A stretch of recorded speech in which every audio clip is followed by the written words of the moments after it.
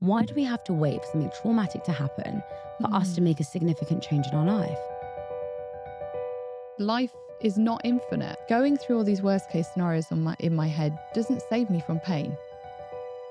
If someone's going to judge me, let them. You can't be responsible for the lens that someone views you through. If I say yes to you, I'm dishonoring myself. The people that take the greatest offense are most likely already hurting in that area. Talk to me a little bit about anxiety. Why is our generation suffering so much with it? No one knows that in your head, you're going through a tragic event. If you're not vulnerable with someone, you cannot have a close connection with them. No. Hey everyone, and welcome back to another episode of Millennial Mind. I can't believe that we are nearly at 70,000 subscribers here on YouTube, and I'm so grateful to every single one of you that has believed in me to make this podcast bigger and better every week. Before we start this episode, I just have to ask you for one tiny favor, and that is to press the follow and subscribe button wherever you're watching this episode, because you have no idea how much it helps me to get incredible guests like Anna on this podcast. I cannot wait to share with you all the tools and tips that we share today. Let's get into the episode. Laughing because we've just had such a funny conversation. This is my first podcast I'm doing without a coffee. Wow. You are How's a guinea it gonna pig. go? Yeah, I might fall asleep. I'll nudge you. You'll kick me. Yeah, I'll make said. sure. I'll have to tell you some very exciting stories. Yeah, well, I'm You're very right. excited to have you back on the podcast again Thank you. because this book has changed so much for me. And I'm so excited for you to share why you've written it, what the uncomfortable truths are, Mhm. and the lessons that we all need. Yeah. This is your fifth book, and it's very different from all your other books. Why did you write The Uncomfortable Truth? You know what? As a psychotherapist, I have spent years working with people in their anxiety. And there are so many tools, there are so many tips, there are breathing exercises, there are kind of different reframing exercises and ways to calm the anxiety.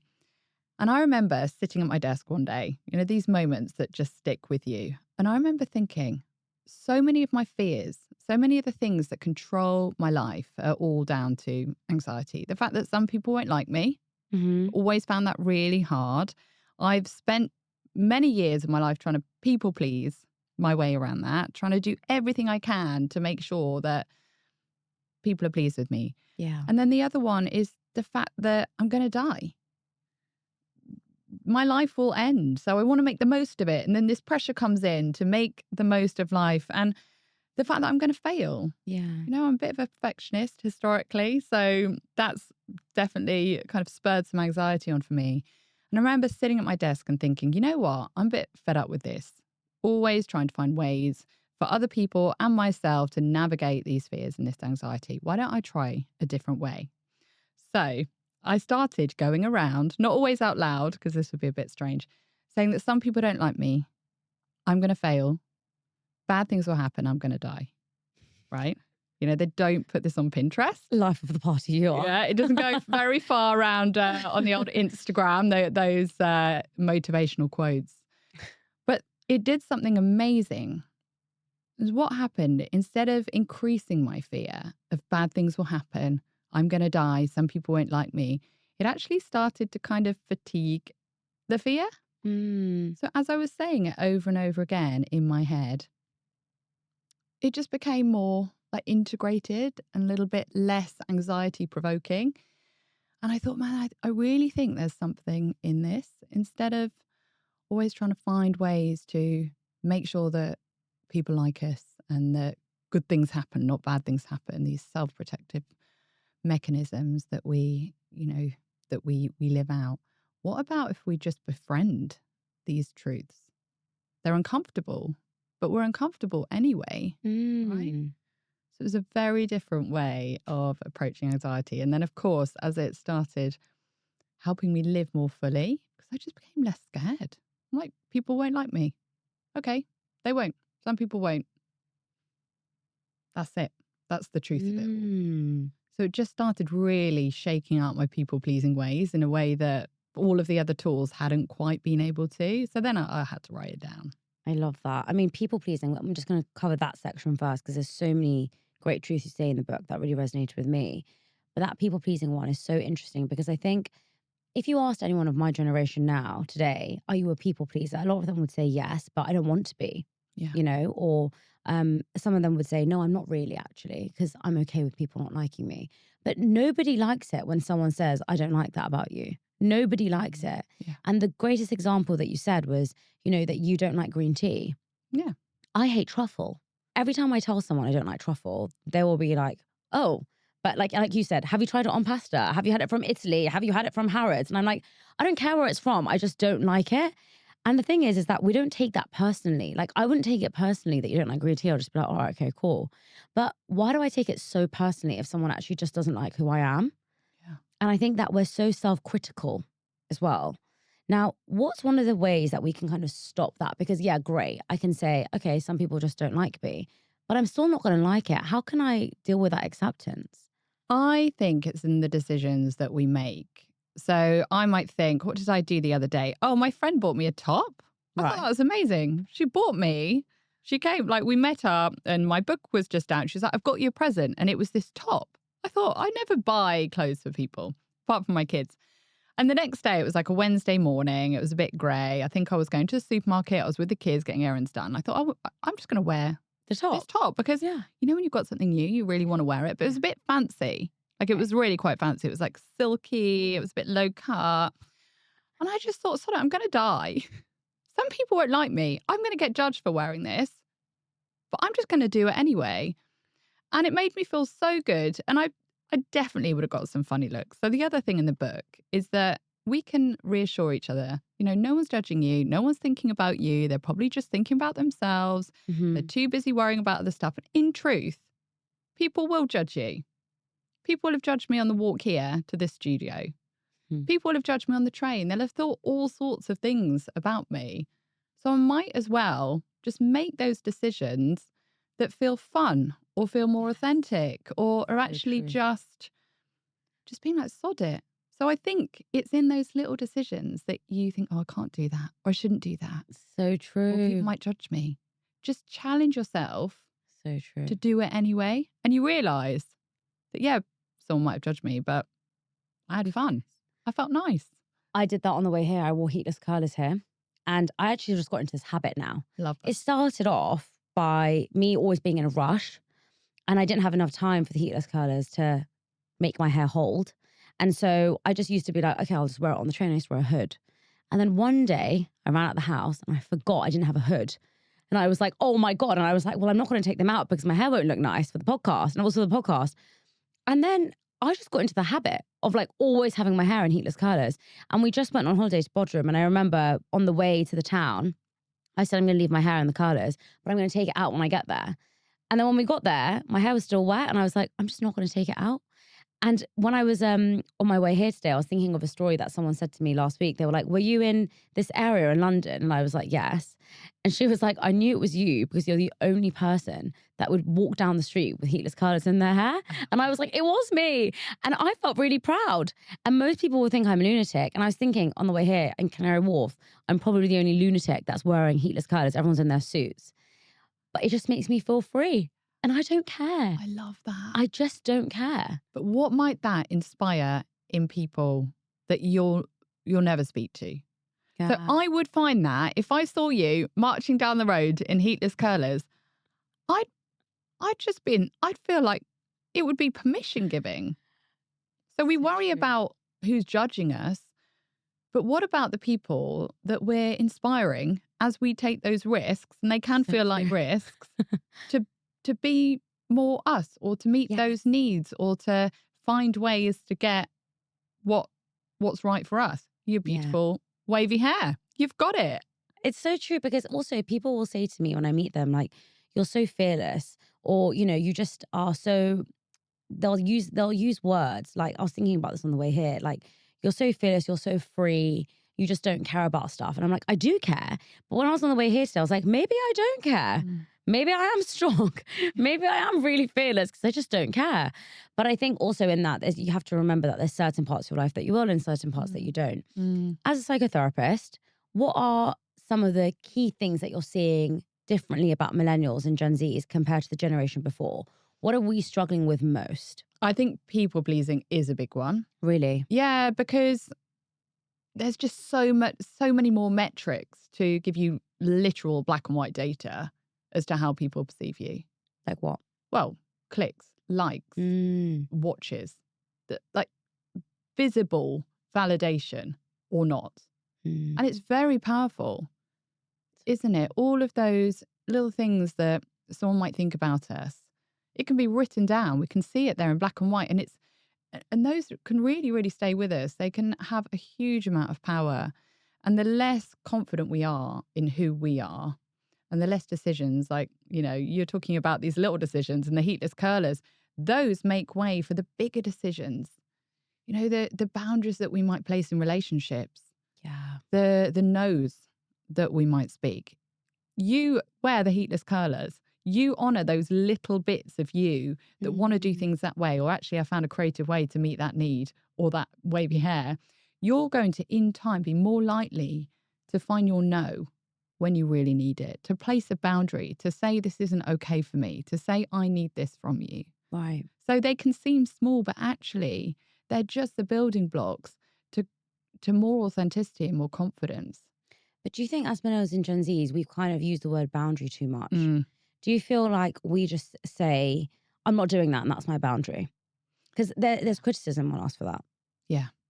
And I think knowing the difference between wants and needs is really, really important. Right. Because you might not want to do something, or you might want someone to treat you in a certain way. Yes. But actually that can sometimes look different to the need that we might need to inquire a little bit more, that probably sits down more with our kind of that gut sense.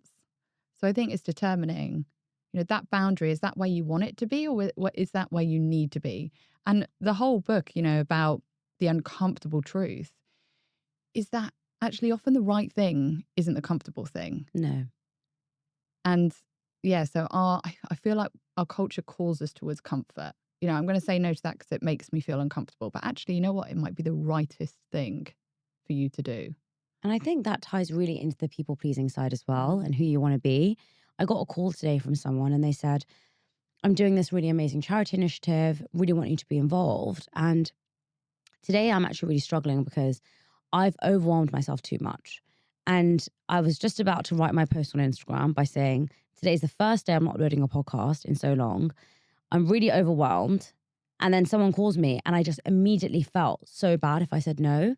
But I had to really sit back in that conversation and just say, tell the truth. Like, I'm just about to tell everyone that I can't upload a podcast this week because I've overwhelmed myself with too much stuff. I really want to help you. But if I say yes to you, I'm dishonoring myself. I'm also lying. I'm also saying, oh, everyone, you should learn to set boundaries and say no. And then I'm not doing it myself. Yeah. And it's so easy to preach something and then not do it yourself. And often, like, you can hide behind that as well. Like, if I preach it, then I don't have to do it myself. What are you seeing in terms of our generation? I say our generation, as millennials especially, with why we struggle so much to say no and set boundaries? I think it can be around fear of abandonment. If I say no to you, then maybe that opportunity won't come back because we only get to live once. So I need to make the most of it. Maybe it won't be there. And especially if you're working for yourself, there can be real fear if there's a financial cost attached to that. So, and I think in relationships, it might be if I express an opinion that is different to you, what if you can't handle it? What if it's too much? It's uncomfortable. You might pull away. It's this fear of discomfort. When actually, in our fear of being abandoned by other people, we can find ourselves chronically abandoning ourselves. Yes. And rejected. Yeah. When you're dealing with someone who is rejecting you for being yourself, for expressing things in the way that you want to, how do you cope with that though? So I think first of all, making sure that you are doing it well, that you are sharing well, that you are articulating yourself in a way that is respectful and also just open to change and hearing the other person's opinion. Because we might not like someone else's opinion. We might not like their feedback, but actually there might be value in that. And that takes a level of humility to think, okay, you've given me this feedback about myself. I don't like that. It makes me feel really uncomfortable. I might want to, this whole ghosting thing, the cancelling thing, is if someone makes you feel uncomfortable, just get rid. I'm not having this. I don't want this Yes. energy in my life. Yes. One strike and you're out. Yeah.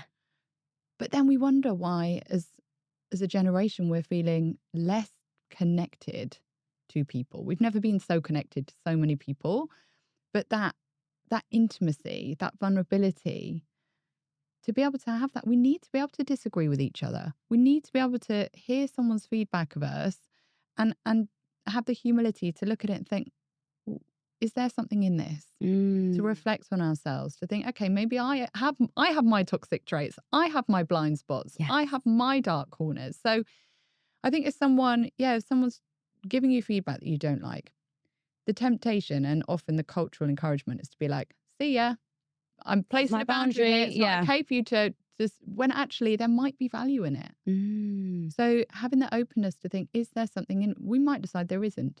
Right. And then there might be a conversation to be had. But it's often in these moments, especially if they're relationships that are meaningful to you, that we step into that discomfort. 100%. That's where we get that connection and that vulnerability. And we've never been so connected to so many people, but at the same time, we've never had such an epidemic of loneliness. So something here isn't working. There's two things that I want to touch upon. I think the reason why we're so lonely is because we're not vulnerable enough. Yeah.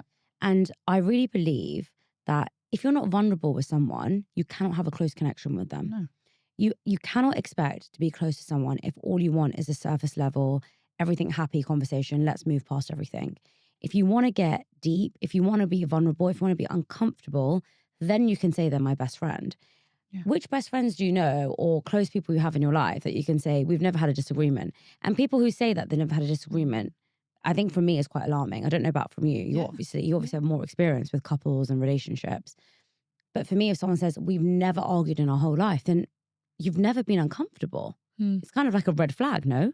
Yeah, and we don't need to agree with each other all the time. And as you were saying earlier, someone else disagreeing with you doesn't need to be an insult to you. Me doing something differently to you is not saying that I don't like the way that you're doing what you're doing.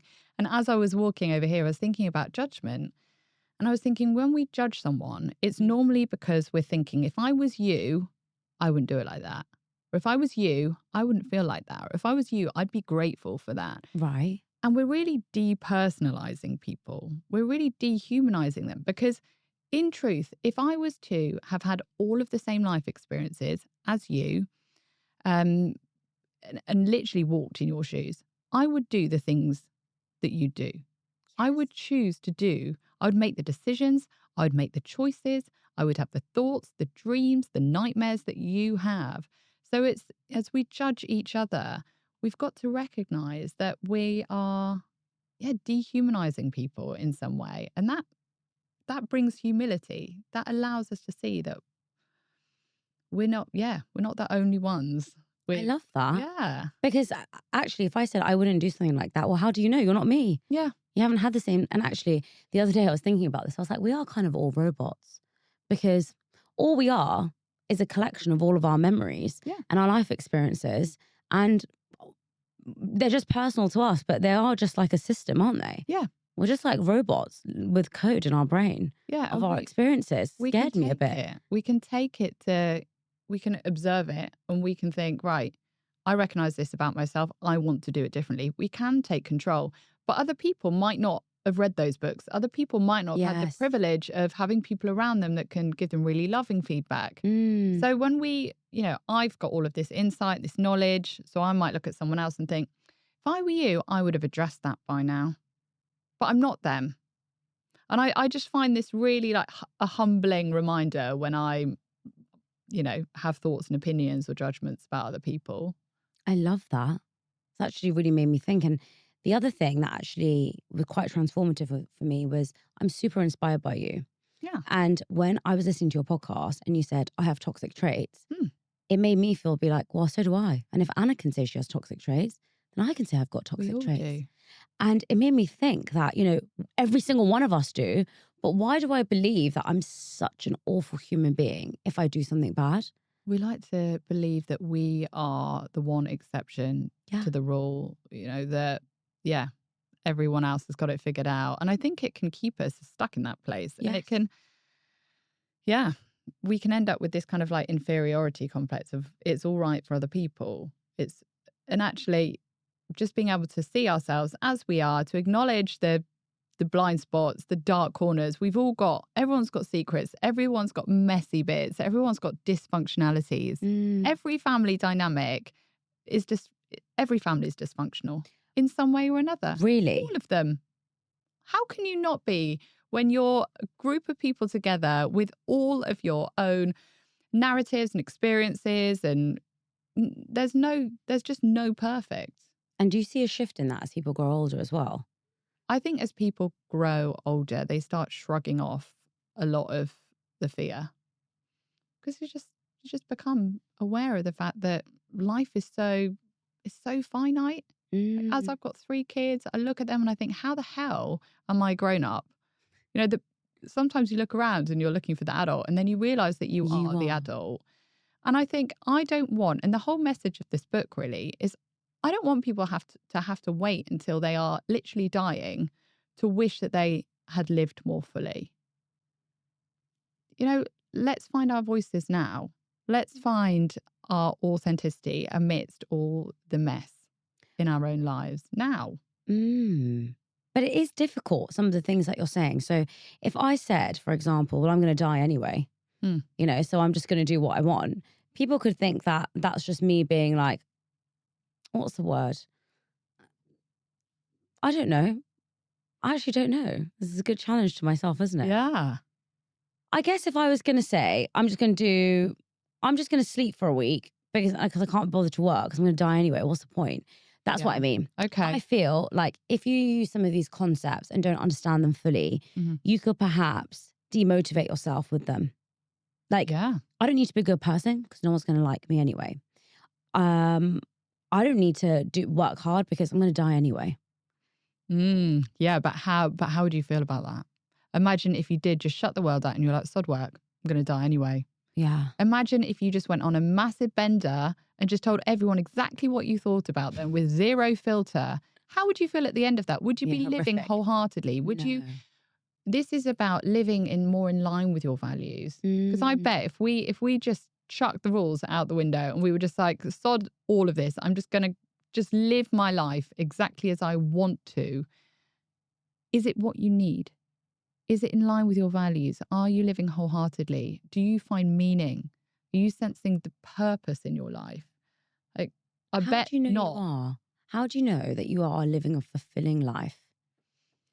So I think it's about recognizing that every little decision that you face in the day, you can either live in line with your values or not. And that might be any goal that you've set. Right. And I encourage people when they think about goals to think about values instead. You know, you might think, oh, I want to lose this amount of weight. Well, actually, what's your value in that? Right. Is I want to feel good. I want to feel strong. I want to feel well. So when you're there at the coffee machine and you know that coffee machine is literally kind of, you know, beckoning my name on, you've got a decision. You can make a decision in line with your value, which is actually, I know, despite how I feel and despite what I want, I know that my body needs me and is asking me to just walk on by or to go for the decaf option. Or we can live in line with the wants. You know, sod it. I'm just going to go for it. I'm going to smash back 3 coffees, forget the whole, you know, actually it's serving me not to drink it. And it's recognizing all of these little decision points in our day that we have a choice either to live in life in line with our values, which is kind of nurturing that sense of purpose and meaning, or we can go with what we want, which is like that inner kid in us that is going, sod, you know, I'm going to die anyway. You only live once. Just who cares what other people think? When actually, we end up feeling disconnected.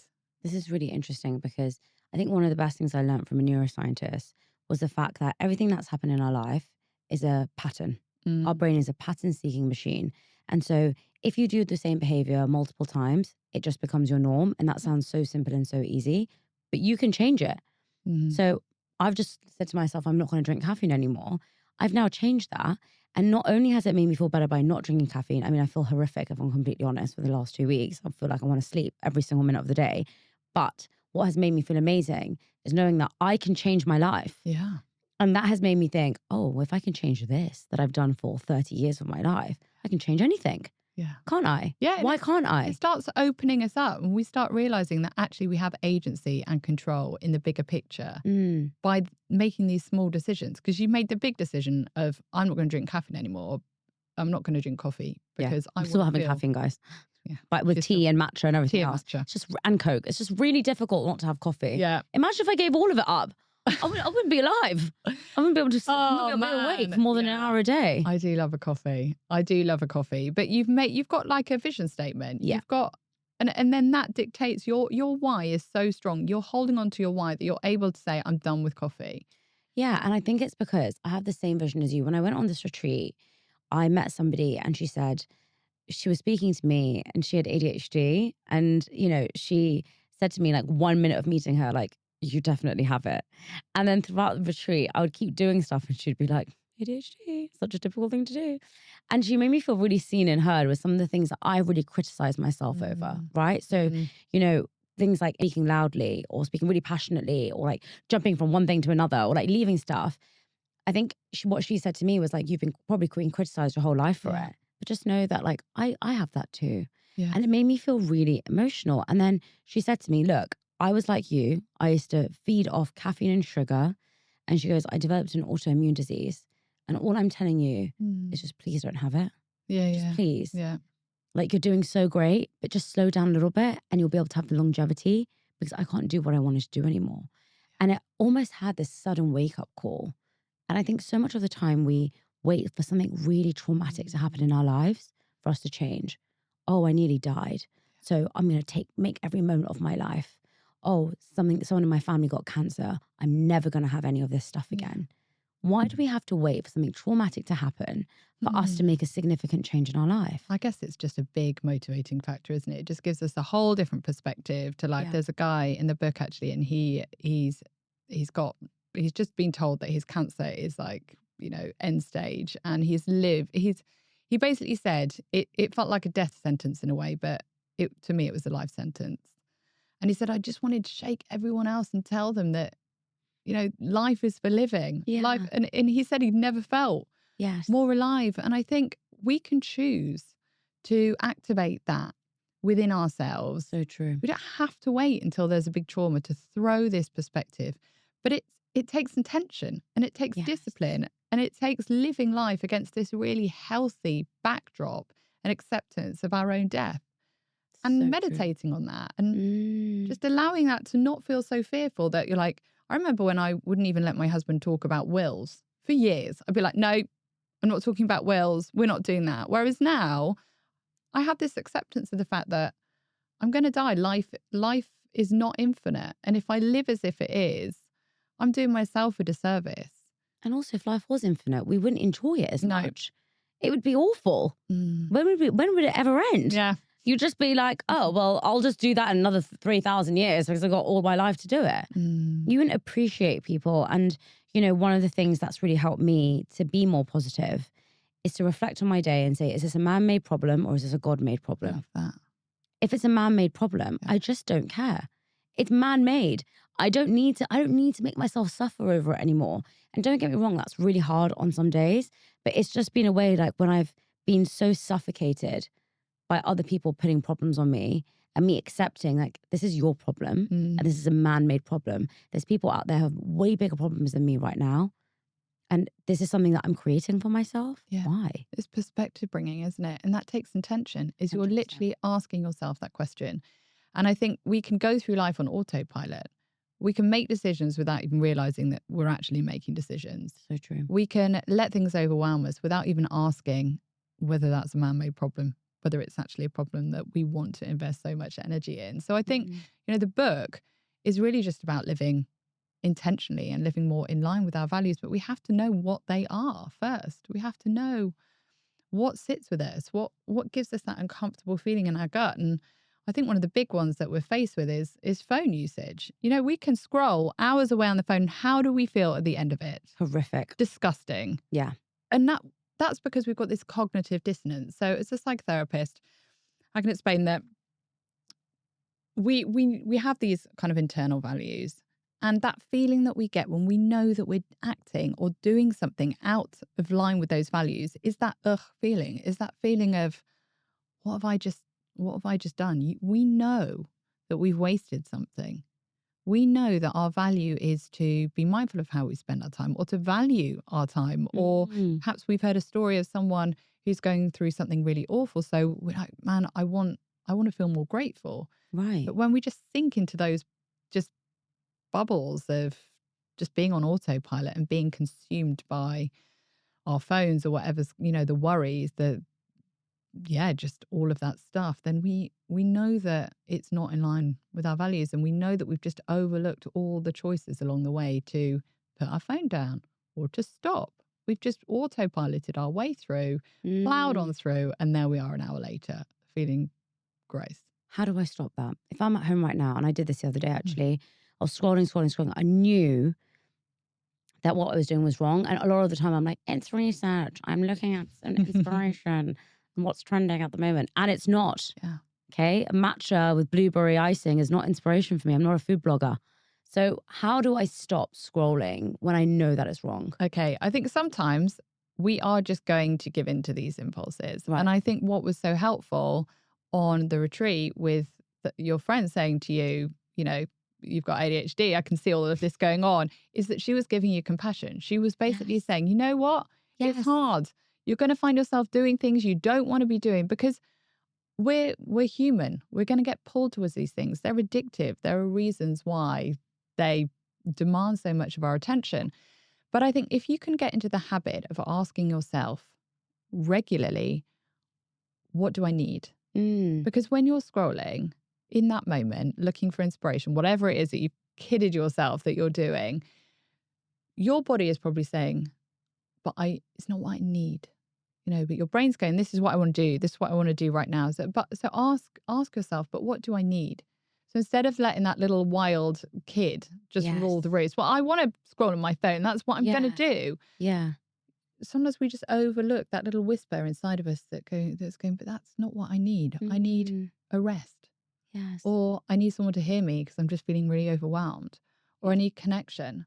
And I think if we can just start asking ourselves what the need is behind that, even if we carry on with that behavior, we've heard something within us that we're more likely to be listening to more often than not. Connection is one of the most underrated things in the world. Yeah. And recently, when I've been on the train, on some occasions, I've stopped going on my phone. And what's happened is some really beautiful things. On the retreat, actually, there was a lady there who didn't speak any English. And I didn't speak any Turkish. And we spoke every day. Amazing. And it was so nice. And we really connected.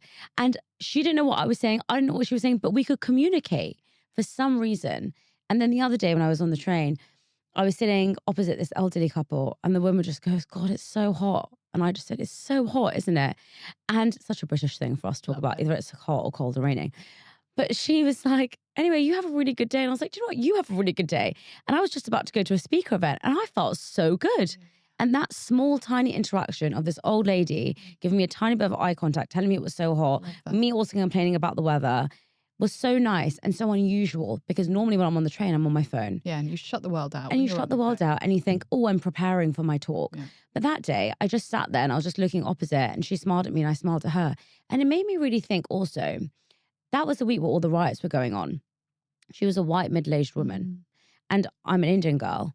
And in that moment, let's say I'd been having a really stressful, horrible day and I was on my phone and she said that and I was like, oh, whatever, shut up. Or I wouldn't have said that. But if I just didn't respond to her, that could have added to the narrative that people were saying that week. Do you know what I mean? Absolutely. And you can actually change the world narrative by the small actions. And we forget that. And it made me think, like, she probably had a nice interaction with me and I had a nice interaction with her. And it actually dismantles all these stereotypes that we have about people and about like this particular person or this particular sect or group of people is like this. But it's we don't allow ourselves to connect. Yeah, it's connecting as one human to another. There's an exercise I've done on retreats before. I've got people to look in each other's eyes for a minute and people end up just crying. Really? Yeah, so powerful, because even without words, you just feel seen. And how often and how many people do we really look into their eyes? just really see them, really acknowledge them, just the entirety of who they are and all the unknowns. And I think we crave, us humans, we crave connection. So much. And we're kidded that we have so much of it. But it is not touching the spot, the kind of connection that we have when we're communicating with so many people every day. It's not the same as actually even that depth of connection with that woman on the train, her just acknowledging you, spending a moment. You wouldn't have had that if you were shut down in your phone. And boredom is at risk of becoming extinct. And it is so, so dangerous. Why? Why is it dangerous to be bored? Because when we're not bored, when we're not bored, we're not creating.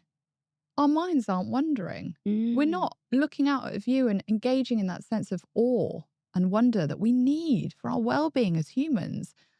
I had a moment at the park the other day and my kids were, happily playing. So I got my phone out, right? Of course I did. I was going to do a couple of emails. Then I thought, wait a minute, here's an opportunity to feel bored.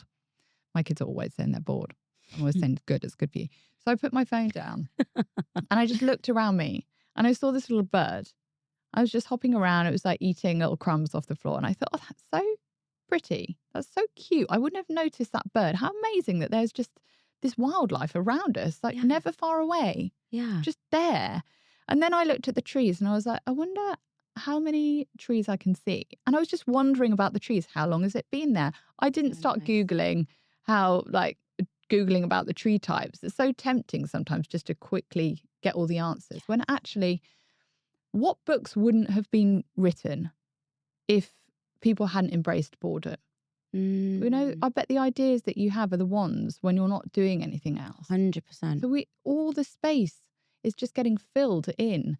All the space on the train, that boredom enabled you to talk to that woman. You were open to connection. So we shut ourselves down when we fill all the gaps and all the space. And I really think that, I think it's dangerous for our well-being. I agree. And I think, service really comes into that as well for me. When you do something for someone else that you've never met or perhaps you don't really know that well, whether that's through volunteering or something else, it actually just gives you a different level of happiness. And the reason why you wrote this book, right, was to help your anxiety. Talk to me a little bit about anxiety. Why is our generation suffering so much with it? I think it's because we are given the message that we can control so much when actually we can't. I have data on everything as to how many steps I've done, how many, literally how I've slept. Often in the morning, my husband and I will be like, how did you sleep? We don't just say, oh yeah, well, we look at our watches to see how we slept. Oh, yeah. So this is my REM sleep. So the Oura-ring. I'm absolutely. Like, this is this, yeah. Exactly. And I just think we're just given so much, such a sense that we can control everything. If we time block everything to the nth degree, we don't leave space in life. So right. We want to do everything safely. There are, you can have security in every way possible. You can know everything that is ever there to know on the internet. No question ever needs to go unanswered. And I just think, we struggle even more so with the fact that we don't really have that much control over the big curveballs that come along in life. And I think we want to give ourselves a sense of safety, but we know deep down that it doesn't feel enough, because deep down we know that bad things happen. Deep down we know we're going to die. We know we're going to fail. We know that we're not good enough for the standards. But it's kind of good for the economy, right? To keep us reaching and keep us trying and keep us pushing and controlling. Make a lot of money out of our desire for control. So I think, we're just told that we can control everything. So then it feels even more uncomfortable to recognize we can't really. And how do we rewire that thought? Because I think acceptance sounds really easy, but to truly accept something means you have to completely change your thought patterns over however many years you've been alive. Because I know for me, I definitely think in that way, right? Like embrace every moment. And you wrote about that in your book as well. Like there's so much pressure to make every day amazing. Yeah. Because it could be your last day. Yeah. When really, life is just, full of the good and the bad, and it's all like intermingled together. And that's life. That's not failure to be grateful or embrace the good opportunities. It's just the nature of life, that something wonderful is happening alongside something deeply painful. And I think the more we just embrace all the greys that sit in between that, and I think we will never have full acceptance. I don't think we'll ever. Just like one of the uncomfortable truths is that life isn't fair. Yes. It doesn't mean that we shouldn't seek fairness. Like we'll never have true full acceptance. It will always feel uneasy to us that some people won't like us because we're innately pack animals. Yeah. We need to be liked by some people. Otherwise we're at more risk of, we need people to look after us and look out for us. So we still need people to befriend us and to accept us. But just accepting that not everyone will, and not everything will go to plan. And, it's seeking acceptance and seeking fairness whilst also accepting that there will never be full fairness. And sometimes you can't change it. I mean, one of the best things that you wrote in the book, this is such a funny example, was when you said you had peanut butter on your jeans. Oh, yeah. And you had peanut butter on your jeans, you were taking it off in the car, and the person behind you beeped. And they thought you were on your phone. Yeah. But then by the time telling me off. got to speak to them, you were like, no, I wasn't on my phone. And then you're like, oh God, they're going to go about their day thinking I was on my phone. And I feel like that all the time. I was walking the other day in Oxford Street and someone was walking towards me and they gave me eye contact. And by the time I looked at them and then my brain registered to smile, they'd walk past me. And then I thought, oh God, they just smiled at me. And I didn't smile back at them. They're going to think I'm so rude because I got an email once from someone saying, I just walked past you in Selfridges. We had direct eye contact and you're so fake because you never said hello to me. And I was like, wait, hold on. I actually didn't see this person because it was the week of Christmas, by the way. Let me just emphasize as well. Very busy. And Selfridges wasn't like I was on the escalator. We were walking through. So I didn't see this person. Yeah. But then that made me think of this person who I did actually have eye contact with. And I can't stop thinking about it. Circles though, don't we? And I love the let them kind of sense. If someone's going to judge me, let them. Yes. Let them. What's it going to do? What's it going to do? How they're judging me is probably a reflection on what they've been through, interactions that they've had in the past that are painful, maybe what they were taught about human kind of connection and how you have to be as a child. That's none of my business. I feel bad. I feel bad that I've hurt that person's feelings. Yeah, I know. But you're going to. That's just a reflection on your narrative and your learning is that so true. You need everyone to be pleased with you. Yeah. Or, you shouldn't hurt anyone, or you should keep yourself small so that we're never going to make waves. If you try to play it small and safe and not upset, you wouldn't be here. So true. Because you're going to have opinions and you're going to have guests that have opinions that differ with other people. And if you want to make a move, if you want to make a movement, if you want to ruffle up some feathers in a really helpful way, you've just got to do it anyway. And what if you're criticized for that? So let's take that as an example that you've just said. With the work that I do, obviously my podcast is quite controversial as well. So with the stuff that I say, sometimes it can hurt people. And often, even if it isn't my intention and I hurt people, how do I overcome that? Because I don't want to hurt anyone. Yeah, but you don't know how or why they might already be hurting. Like if I accidentally nudge in my bag into you on the tube, it's really busy, right? Yeah. You go, ow. And I'm like, oh my gosh. I didn't know perhaps that you'd had a flu jab that morning. Like something there for you is already hurting. And I find that so helpful. The people that take the greatest offense are most likely already hurting in that area. And that's not your fault. So it's knowing where your responsibility lies. We have a responsibility to communicate our opinion in a considerate way and in a respectful way. That's your responsibility. And that's where it stops. If someone else wants to perceive it in a way that perhaps, just validates a message that they have about themselves that they need to work on, that's not your responsibility. You can only go so far. I love that. And I think guilt is a big part of that too. Especially as women, I think when we state our opinions or we're strong in who we are, we're made to feel guilty about it. I've been told this before as well. And I often find there'll be a group of people that will look at me and be like, you're so inspiring. And then there'll be a group of people that look at me and think, who the hell does she think she is? Yeah. And it's so interesting because the older you get, I feel the more I'm experiencing those people because now they see me in a totally different light as like this mature adult who should not basically say how I feel. You know, when I was younger, I think there was a bit more grace. Oh, she's in her teenager years. Oh, you know, she's in her 20s. Suddenly, since I'm in my 30s, and I'm a bit worried about when I get older as well, the way I speak, unfortunately, is really passionate. And I had this reflection the other day. I would say I'm a confident speaker, and it works really well for me when I'm on stage, when I'm doing a keynote, when I'm doing this podcast, it works really, really well. When you are having a disagreement with me, it doesn't work so well because unfortunately, the way in which I speak, it's just the way I speak. It's just who I am. Is I'm quite confident and I'm quite strong and I speak with a lot of oomph. Yes. Does that make sense? So let's say we're having a bit of a disagreement. You're going to think I'm really, really pissed off, but I'm not. It's just, I'm really passionate. It's just the way I speak. There's no way I could go and speak on a stage and speak softly. It's just not who I am. But it's easy to look at me like that and feel inspired, but then to hate me in a normal context because you're like, well, you shouldn't be like that. And you can't switch it on and off sometimes. Yeah. It's just part of who you are.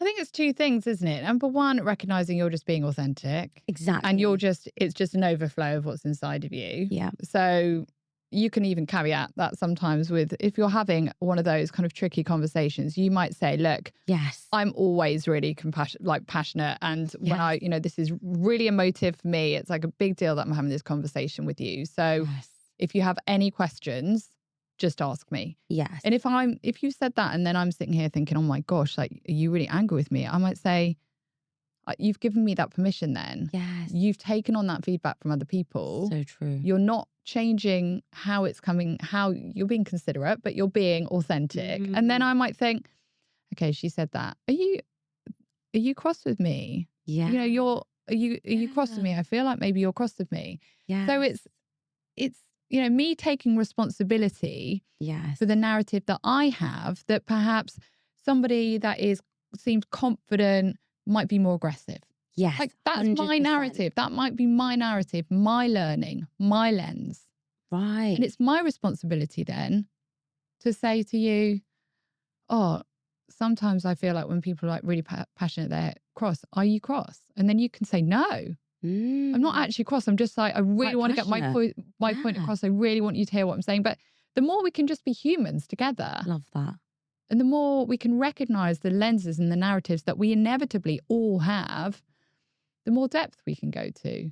I love that. That is such a valid point. And also being expressive. You know, my friend the other day sent me a video and her sister was videoing us while we were speaking. And I'm like speaking like this and she's like, we're like both like very expressive. And she messaged me going, look how expressive we are. And I'm like, this is the prime example of like, we're having the best conversation. It looks like we're in a full blown argument. It looks like me and her, it was her engagement night.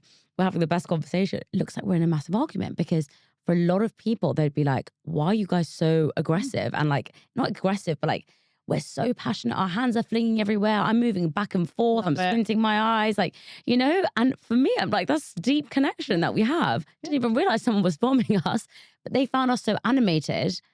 And it's just, like you said, everything that we look at is our own perception. Yeah. And whatever we feel actually is just perception. Yeah. It's not the truth. No, you can't be responsible for the lens that someone views you through. Only they can. Only they can. How do you communicate that?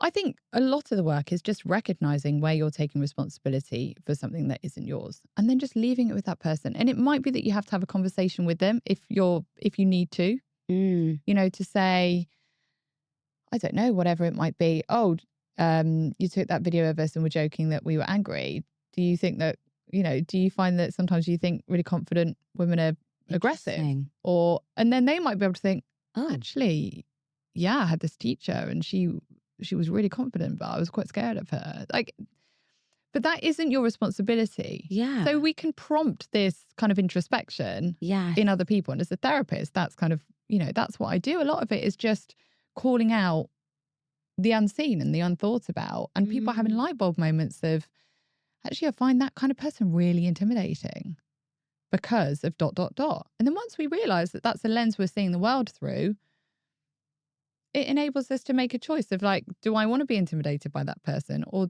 do I want to be able to look through that and maybe seek deeper connection with them? What are some of those light bulb moments you've had when it comes to anxiety? So some of the light bulb moments that I have had when it comes through anxiety is that no matter how much I try, no matter how much I ruminate, go through all the worst case scenarios in my mind, I'm often just trying to protect myself from pain. So, for example, my sister died of cancer when I was a child. And as a child, I went through her death so many times in my head before it even happened. And it hurt. It hurt my heart. It was like going on a roller coaster because our bodies don't actually know whether what we're thinking is real or imagined. So that's why we can feel the physical side effects of anxiety when you're sitting on a tube reading a book. No one knows that in your head, you're going through a tragic event. Your body thinks it's happening. Yeah. It can't just be like, oh, she's just off on one again. I'm not going to give her the adrenaline. I'm not going to go into the fight or flight. She might need it. It might be happening. So our bodies are already responding. And I started to realize that really going through all these worst case scenarios in my head doesn't save me from pain should the worst actually happen. Because I think again, it's that control that when it happens, we want to be like, been through this already, know what I'm going to do. It's not going to hurt me as much because I've imagined exactly how it would feel. So I've prepared myself. And in truth, we just go through heartbreak twice. So true. So if I'm going to go through heartbreak in life, which I will, and we all will, I don't want to go through it in my head and my heart when I don't need to. I love that. I think as a chronic overthinker, and I grew up in a family where we would overthink everything. And it's only when I met my partner and he just doesn't overthink anything. He's just like, okay, whatever. And I'm like, what do you mean? Haven't you thought about it? And he's just like, no. And actually now I'm like, why are we having this conversation? Why am I talking about, like when I speak to my parents sometimes, they'll be like, yes, but in this, I'm like, no. There is no scenario. Yeah. If it happens, it happens. I will deal with it then because you're Okay, right. and Am I more equipped to deal with the situation if I've thought about it 75 times in my head? No. I'm You're actually just not. exhausted. Exactly. Yeah. And then when it happens, I actually react worse because I've already gone through the safe option in my mind. I know. Do you know what I mean? And some of the curveballs that happen in our life, we never imagined that would happen to us. So true. We haven't even gone through that in our head. And actually sometimes I think we're all the better for it, that we only have to go through that trauma when it's actually happening. And all of the bodily, all that anxiety, which we need anxiety because it fuels us. It enables us to act when we really need to. But to keep going through that process when we don't need to, when we could otherwise be resting or having a nice time or feeling more present, because we can't feel present when we're anxious. We're scared. So true. We're scared. We're vigilant. We can't rest when we're anxious. So to find ways to, just to recognize and accept that bad things will happen and I will cross that bridge if I get to it, and I'll have more energy and more headspace to tackle it if I haven't broken my own heart 100 times already. I love that. And I think I've seen this quote, and the quote is, some of the best days of our life have never happened yet. How amazing is that? Yeah. But actually from this conversation, what I've understood is some of the worst days of our life have never happened yet. Yeah. So appreciate today. Today's not the worst day of your life. No. It might not be the best, but it's not the worst. You've got through every challenge. So enjoy You've got it. through every tough day, every tough moment, every tough decision. You have got through all of them. All of them. All the things that you thought, I can't deal with this. I can't. You're here. And you might feel like, actually you're in a patch where you don't know how it's going to go and you don't know what to do. But if you look back, I think sometimes we can be encouraged not to look back. But actually sometimes if we can look back and think, I can use this as proof that no matter how hard and excruciating it might have felt at points, I've made it. So true. I'm here. I'm okay. I love that. Before we close, what's one piece of advice that has helped you grow in the last 5 years? So I would say a piece of advice that has really helped me grow is just to drop the anchor and to take a photograph with my heart. Okay, sounds a bit cheesy. Okay. But before I got married, this is really useful advice. A friend said to me, everything's going to go by in a blur, right? The whole day, all of this planning going to go by in a blur. So she said, a couple of points in the day, just stop in the middle of it all, look around and just really take it in. And I've learned that that's meditation for me, is that life passes by in a blur. It really does. The days go by in a blur. Today will go by in a blur. But actually, where can I take on my little form of meditation of just pausing and looking and thinking look at this view. Oh my gosh. Or just look at you. I'm here with you. It's amazing. Like this can be meditation. So true. This is presence. We can criticize ourselves for not being present, but actually just take those little moments, just drop the anchor in that moment, whatever it is, however chaotic or beautiful it is, and just think, this is the only thing that's real right now. Yeah. The only thing that exists for me right now is this moment. And I think that's how we live our lives a little harder, is we just notice those little opportunities to let our heart just absorb what's going on. I love that. Thank you so much. I feel like there's so many other lessons that I want to talk to you about, but your book has helped me a lot. And I think it's helped me a lot. And what you've shown me actually in this conversation is that it's so compassionate and it makes everyone feel seen, because we all have those terrible thoughts. We all have toxic traits. Yeah. We're all driven by our fears and our anxieties. And I think just having them written down by someone as amazing as you helps everyone to feel, I'm not the only one and I'm not going mad. Yeah. So thank you. And thank you. Thanks for the chats that you bring and the honesty that you bring. And yeah, you'll ruffle feathers, but so many people just feel empowered, inspired and seen. And that is a real gift that you wouldn't be able to give if you always gave into that fear. I love that. I needed to hear that today. Thank you. Thank you.